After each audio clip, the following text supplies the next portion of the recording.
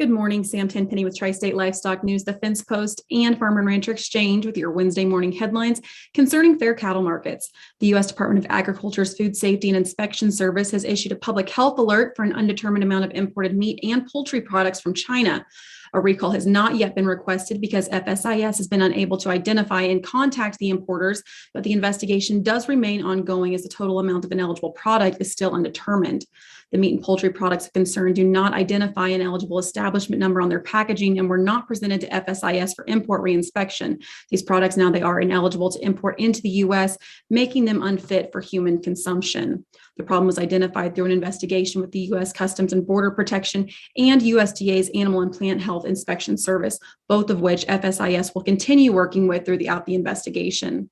There have been no confirmed reports of adverse reactions due to consumption of these products, but retailers who have purchased the products are being urged not to sell them, and consumers are asked to dispose of any products that they may have already purchased by double bagging them to reduce the possibility of animals accessing the products, as USDA cannot confirm whether or not the products were properly heated to control pathogens that affect domestic livestock. According to AgWeb, several major U.S. supermarket chains and a food distributor filed a lawsuit last week accusing pork processors of conspiring to fix pork prices from at least 2009 in a suit similar to other litigation facing pork and poultry companies for the last few years.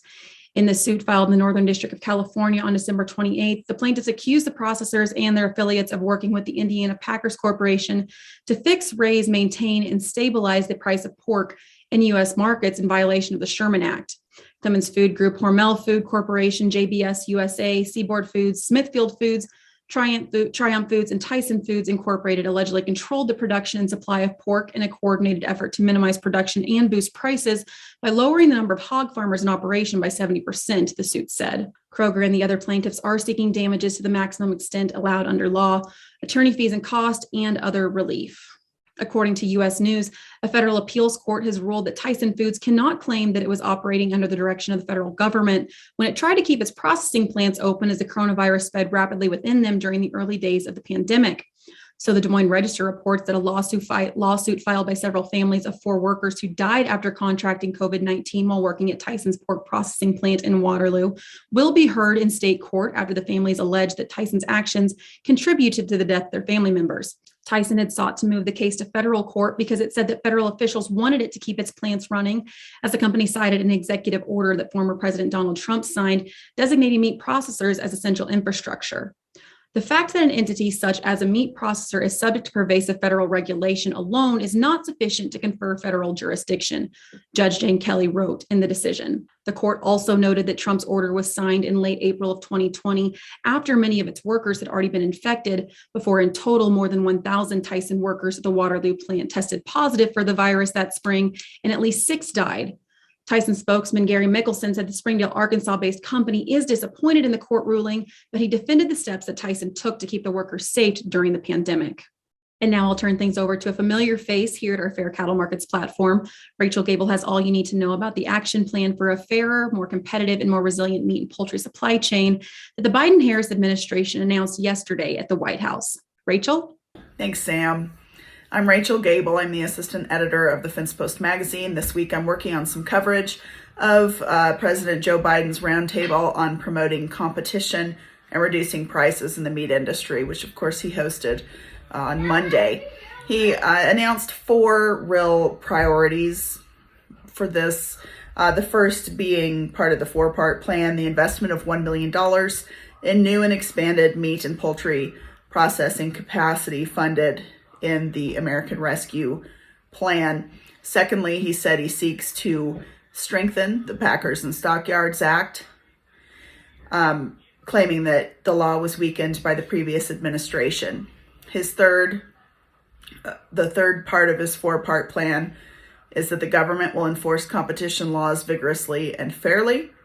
And his executive order, he said, on competition established a whole government approach to increasing competition, along with the newly established White House Competition Council. Last, he said he will bring greater transparency to the industry. Now, Secretary Vilsack was there and said that $100 million will be utilized to reduce the cost of inspections for existing small and very small processing facilities. Another $32 million in grants awarded to 167 existing facilities to modernize their operations and allow them to seek out some interstate opportunities and to expand a bit in that direction. $100 million in available loan guarantees to address the middle-level supply chain challenges the industry faces in terms of cold storage and warehousing. And then the fourth part, he said, oh, that was the fourth, but the cold storage and warehousing would allow those sectors to expand as well. So to make funds available, $150 million of that will be available, looks like this spring, and then the remainder of it's available in the summer after the initial request for proposal. He did say, they mentioned the Product of the USA labeling program that we've heard a little bit about. And he said that Attorney General Merrick Garland was there. He also said that the DOJ has been increasing their efforts to enforce antitrust violations across all industries, including the meat industry, over the past about 10 months or so. He said, Scott Blubaugh, who is the president of Oklahoma Farmers Union, was there, and he was kind of interesting to talk to. He said, for too long, we have seen the multinational meat packers suck the wealth out of rural America and put it in their corporate coffers, and in some cases, even overseas. We're excited to have local processing done by local people and then sell directly to the consumer. Whether we can sell to the grocery stores or restaurants or the consumers directly, all of these will enable our rural communities to be lifted out of poverty. And that's Scott Blubaugh from Oklahoma Farmers Union. He said Vilsack jumped in really quickly and talked about how agriculture and rural communities have long had an extraction economy where farmers and ranchers work hard, and the cattle are transported hundreds of miles away, and the profits seem to go thousands of miles away. And he told the story to help everyone understand how dire the situation was, that a rancher in Council Bluffs, Iowa, told him that he sold a load of cattle and lost $150 a head, and he knows that the processor that purchased those cattle is going to make $1,800 a head. And he said, Mr. Secretary, how is that fair? And Vilsack said, it's not. I think Blubaugh went on to also say that consumer faith in the American farmer and rancher is far greater than in any of the multinational packers. Following the meeting, the North American Meat Institute, which represents the packers of all sizes, did criticize the plans. Juliana Potts, president and CEO of North American Meat Institute, said that for the third time in 6 months, Biden and his administration announced the same plans to spend $1 billion to fund government intervention in the market in an attempt to increase prices livestock producers receive, while blaming inflation on private industry. The administration continues to ignore the number one challenge to meat and poultry production: labor shortages. This tired approach is not surprising because they have refused to engage with the packing and processing sector. They attack going so far as to hold a roundtable on meatpacking without a single beef or pork packer present.